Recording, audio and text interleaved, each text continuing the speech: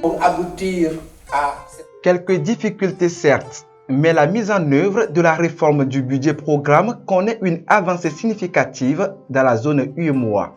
C'est l'une des conclusions ayant sanctionné la table ronde délocalisée du CESAG à Lomé. Il en ressort que ces difficultés peuvent être surmontées au niveau de chaque État.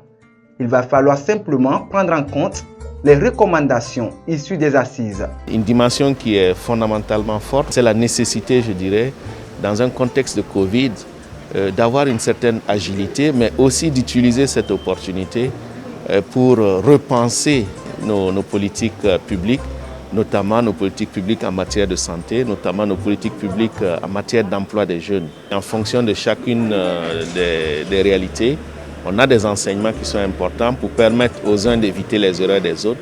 Et je crois que c'est en cela que ces assises ont été particulièrement productives et intéressantes. C'est donc sur une note de satisfaction que les travaux sont clôturés par le secrétaire général du ministère de l'Économie et des Finances, Kofi Agbenor-Revipanian. Occasion pour sceller le partenariat entre le Centre africain d'études supérieures en gestion CESAG et le Centre autonome d'études et de renforcement des capacités pour le développement au Togo, CADERT. Objectif, mieux accompagner les États dans la dynamique du budget programme, mais pas seulement. Cet accord cadre permettra au CADERT et au CESAG de mieux accompagner les parties prenantes à travers la formation, la recherche et les études, mais également le conseil à la prise de décision. La table ronde a été tenue dans le cadre de la mise en œuvre des réformes budget-programme, mais le renforcement des capacités qui sera fait ira bien au-delà de cela. Ce sera autant dans les domaines du management, de l'évaluation et le suivi des politiques nationales de développement, la mise en œuvre également des programmes et des projets de développement.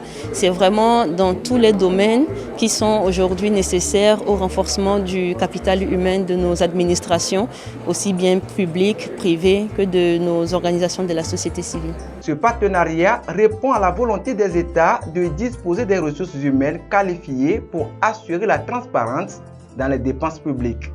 Le CESAG est créé à Bamako en 1978.